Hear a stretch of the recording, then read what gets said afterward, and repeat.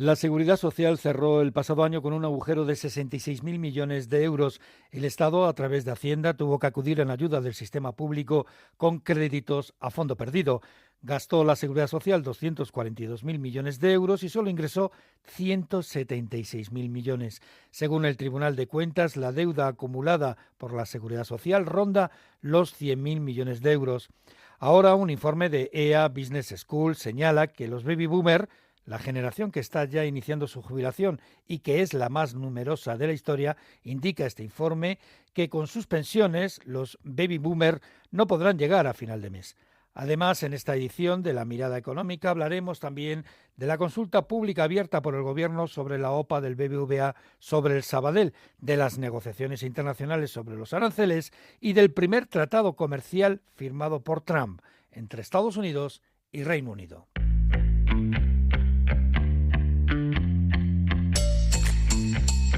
La Mirada Económica con Ignacio Rodríguez Burgos. Una mirada inquisitiva, reflexiva y divulgativa a la realidad económica del momento.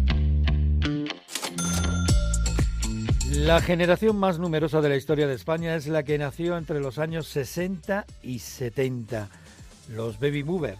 Alrededor de 10 millones de españoles se jubilarán en los próximos años y con mayor esperanza de vida y con nuevos criterios, hábitos y demandas económicas.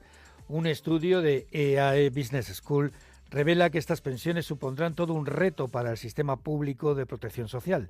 En este informe se analiza la sostenibilidad del sistema de pensiones español. No solo se jubilarán más personas, es que cobrarán más y durante más tiempo la pensión. Los últimos datos de la propia Seguridad Social indican que la pensión media por jubilación se encuentra ya en los 1.700 euros por paga. Y la situación financiera pues se complicará a pesar de las reformas. A esto hay que añadir que cada vez hay más personas mayores que viven solas, independientes de sus hijos. No hay duda de que se cobrará la pensión, de eso no hay duda, aunque el sistema presenta agujeros preocupantes. La diferencia entre ingresos y gastos muestra un diferencial negativo de 57.000 millones de euros, cubiertos por los préstamos a fondo perdido de Hacienda. Cada vez pesa más en la financiación de las pensiones las aportaciones directas del Estado, es decir, de los impuestos. El Tribunal de Cuentas indica que la deuda acumulada de la Seguridad Social roza los 100.000 millones. Una visión más profunda. Sara Herrero, directora del área Business and Talent de EAE Business School. Gracias por estar con nosotros en la mirada económica de Onda Cero.es. Muchas gracias por invitarme, Ignacio. Bueno, ustedes han hecho un informe sobre el sistema de pensiones, las pensiones de los baby boomers, la garantía de independencia económica. ¿Un jubilado, un baby boomer, tendrá independencia económica con la pensión que va a cobrar? Pues nuestro estudio señala que no, que efectivamente lo que reflejamos es que sí, que vamos a seguir teniendo pensiones, pero que estas no van a ser suficientes para mantener pues los mínimos que consideramos razonables en las generaciones que estamos acostumbradas a un determinado ocio o a un determinado nivel de vida. Es decir, que el cambio que va a haber entre la vida de un trabajador que se vaya a jubilar dentro de poco y lo que va a cobrar en la pensión va a ser más diferente. La diferencia va a ser mayor que la que había en anteriores cohortes demográficas. Así es, la generación de los baby boomers, aunque en España llegamos un poquito más tarde que otros países occidentales, pero llegamos con fuerza y las generaciones precedentes a las nuestras, pues primero procedían de una España pues muy empobrecida, en recuperación después de un conflicto de una guerra civil y con unas estructuras familiares muy diferentes, donde los mayores pues solían terminar viviendo con los hijos y donde el ocio pues era radicalmente diferente a lo que es hoy en día. Salir a comer, salir a cenar, viajar, ir a exposiciones, en fin, un poco los hábitos que hemos ido adquiriendo, generaciones que hemos nacido en épocas de mayor bienestar, son muy diferentes a generaciones anteriores. Además, somos en la actualidad hay muchas menos personas cotizando que en el pasado. El sistema de la seguridad social ha tenido una amplia base durante muchos años, pero cada vez pues la tasa de natalidad en España ha ido decreciendo y eso ha hecho que el sistema sea completamente deficitario. De hecho, es absurdo pensar que las cotizaciones cubren las pensiones, ni las van a cubrir en el futuro, ni mucho menos. Todo va a una caja común y es con los impuestos totales del Estado con lo que se puede pagar nuestras pensiones. Un reciente informe del Tribunal de Cuentas han referido al ejercicio del 2023 del sistema de pensiones español indicaba que la deuda, es decir, el agujero que tiene el sistema y que es cubierto por Hacienda, es decir, por los impuestos, la deuda rozaba los 100.000 millones de euros. Sí, así es. Pues como comentaba, el sistema se empeñan muchas veces en transmitir, y lo comentamos en el informe, ¿no? La importancia de la pedagogía en este sentido. Es importantísimo pues que las generaciones, y cada vez está más instaurado en los sistemas educativos, pero se tiene que trabajar aún más en eso, que la educación financiera es fundamental, que las nuevas generaciones tienen que tener muy en cuenta que su futuro cada vez más largo, puesto que la esperanza de vida cada vez es mayor en hombres y mujeres. Hay que tener muy claro que la pensión de la seguridad social en España, salvo catástrofe, va a continuar existiendo, pero que es deficitaria y que va a tender paulatinamente a reducirse por una cuestión de lógica aplastante. Además, no solamente es la esperanza de vida, es también el proceso demográfico, pero también los cambios en la estructura familiar. Es decir, cada vez hay más personas mayores que están solas. Así es. También hacemos mucho hincapié en este tema en el estudio, ¿no? Pues como comentaba, los padres hace pocos años pues era habitual que en la jubilación pues pasaban a vivir con los hijos. Eso ya prácticamente es una excepción.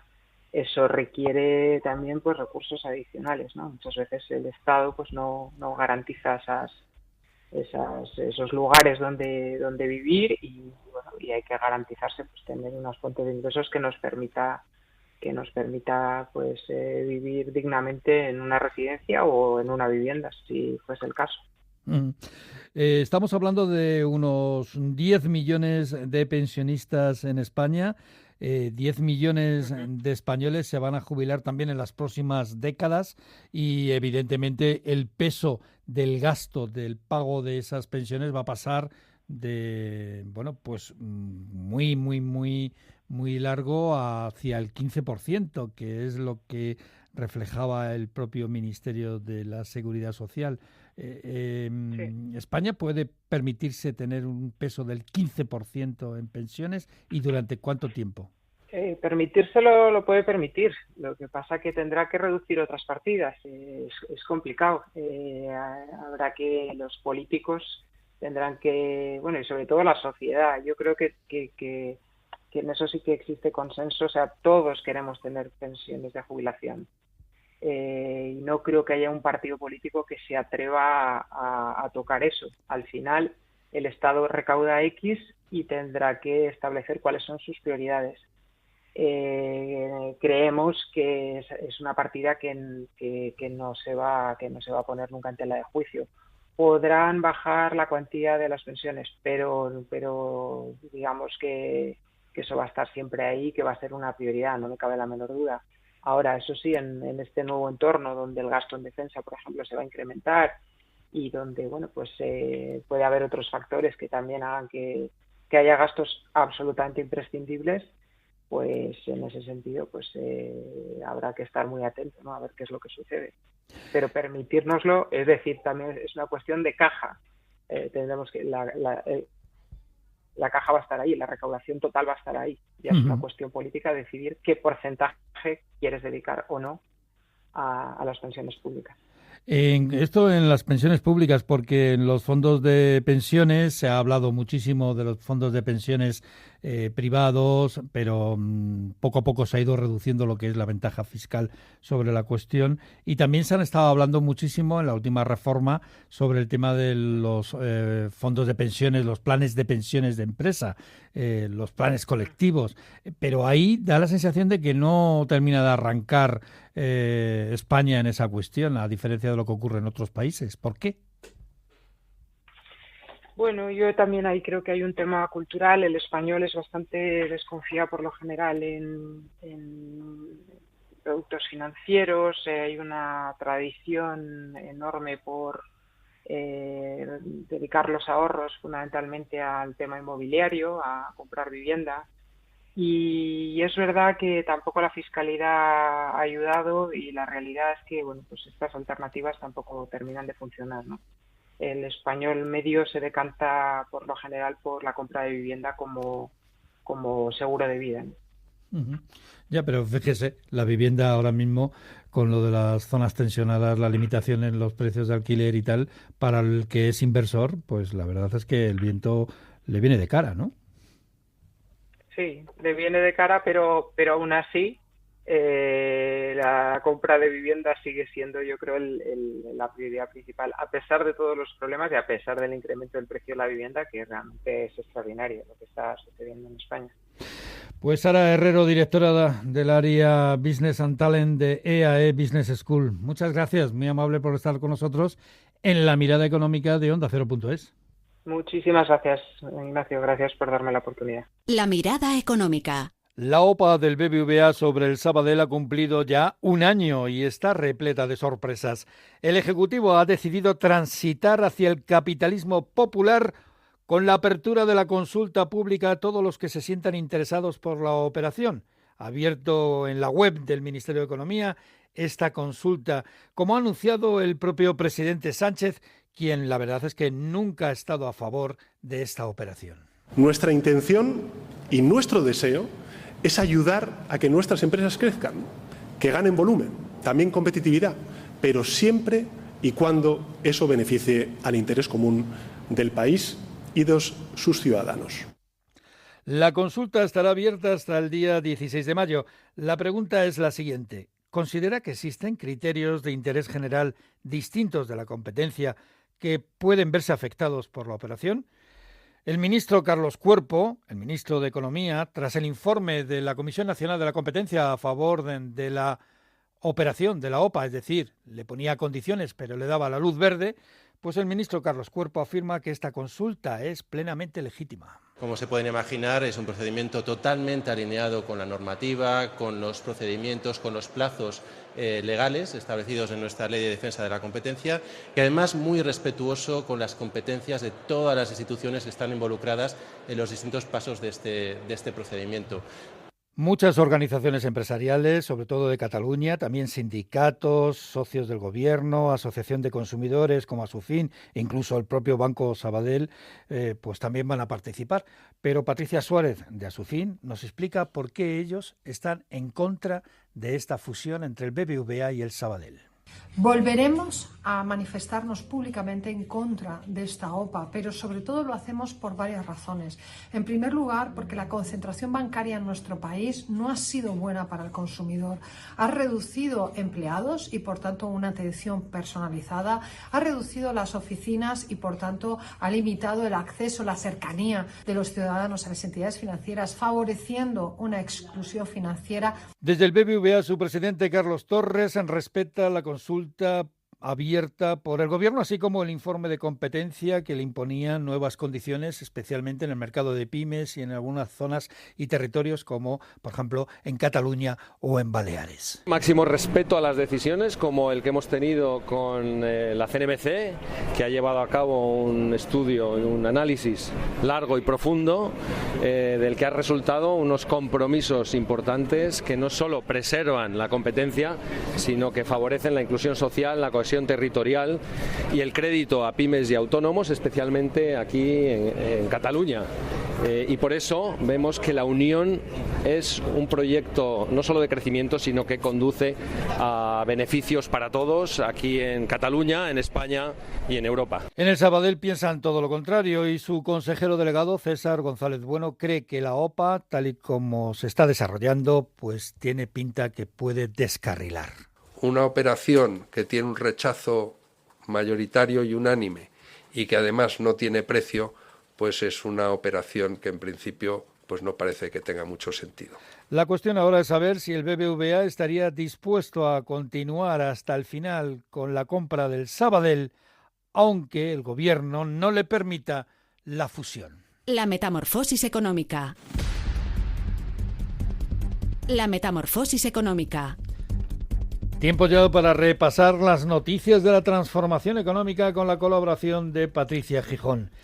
La economía digital eleva su aportación al 26% del PIB en España. El dato es relevante porque supone un avance en el cambio del modelo productivo. Sí, la economía digitalizada, Ignacio, que engloba todas las actividades económicas basadas en bienes y servicios digitales, ha crecido más de 7 puntos desde 2019, que es cuando se comenzaron a medir estos datos por la Asociación Española de Economía Digital. Su impacto fue de 414.000 millones de euros el año pasado, con un crecimiento del 17%, pero el reto es ambicioso, como explica César Tello, presidente de A-Digital. Tenemos un objetivo además compartido con el Gobierno, que es alcanzar un 40% del PIB digitalizado para el año 2030, lo que significaría haber logrado una economía seguro más eficiente, más competitiva a nivel internacional y además en un momento clave como el que estamos viviendo.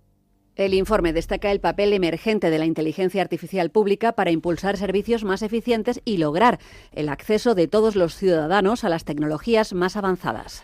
IAG, la aerolínea IAG, matriz de British, de Vueling y de Iberia, quiere crecer en el largo radio con la renovación de buena parte de su flota. Sí, el grupo aéreo compra 53 nuevas aeronaves de largo radio a Airbus y Boeing, que serán entregadas entre 2028 y 2033 por valor de 18.000 millones de euros. 35 de los aviones solicitados sustituirán a la flota existente. El resto permitirá aumentar la capacidad en rutas claves para la compañía. La operación está sujeta, eso sí, a la aprobación de los accionistas en la Junta del Grupo del próximo mes de junio.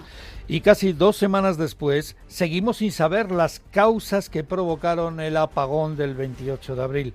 Y a pesar de la oposición cerrada del Gobierno, el Foro Nuclear recomienda la prolongación de las centrales nucleares. Dicen que es una cuestión más de tecnología y menos de ideología. Sí, así lo cree su presidente, Ignacio Araluce, que no entiende que se politice el asunto cuando hablemos de temas técnicos y no ideológicos para que el sistema funcione mejor. Es decir, yo creo que ahí debe haber más tecnología y menos ideología.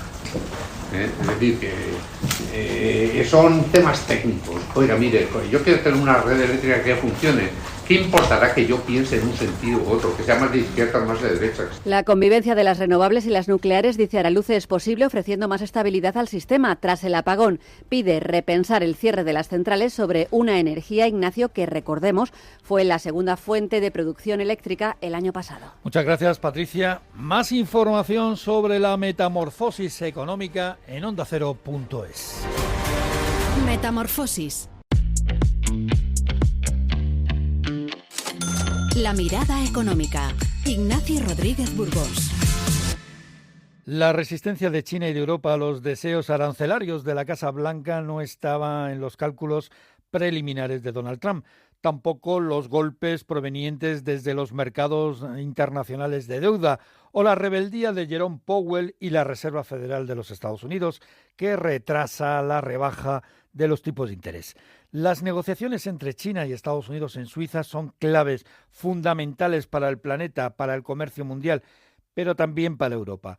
El viejo continente quiere negociar con Trump, no quiere una guerra comercial, pero no está dispuesto a aceptar cualquier acuerdo. Por eso Bruselas ha efectuado 2 movimientos previos: denunciar a Washington ante la Organización Mundial del Comercio y, segundo, preparar un contragolpe comercial contra productos estadounidenses por valor de 95.000 millones de euros. Y es que el tratado firmado por Estados Unidos y Reino Unido esta semana marca por dónde puede ir la cosa. Donald Trump, claro, se siente muy feliz con lo conseguido. Ahora mismo es un gran acuerdo, pero creo que eventualmente lo llevaremos a otro nivel. Con el tiempo haremos cambios porque somos flexibles para modificar aspectos en los que podamos mejorar. Pero es un acuerdo muy concluyente y creo que todos van a estar contentos con el resultado. Pero cuando uno ve al detalle el acuerdo con Reino Unido, se incrementa la preocupación en Europa. Y es que Londres, hay que recordarlo, es el principal aliado tradicional de Estados Unidos en este lado del Atlántico, y la Casa Blanca va a cobrar a su principal aliado un 10% de tarifa aduanera general a todos sus productos y un 15% en la importación de coches. Nada en el aluminio y en el acero, pero claro, aquí hay cierta trampa, y es que el Reino Unido solo tiene una gran siderurgia, un alto horno, que el gobierno de Starmer ha tenido que nacionalizar porque su dueño chino la quería cerrar por falta de rentabilidad. Así que poco acero británico llega a Estados Unidos. En cualquier caso, lo importante es que en este tratado comercial, el primero de la era Trump, pues se deja claro que el arancel mínimo va a ser el del 10%, el que quiere imponer Trump desde el primer momento a todo el mundo. Y esto supondrá distorsiones en precios, en el comercio y en las cadenas de suministro. La mirada económica. Es todo. Muchas gracias por estar con nosotros una semana más en La Mirada Económica de OndaCero.es. Un abrazo.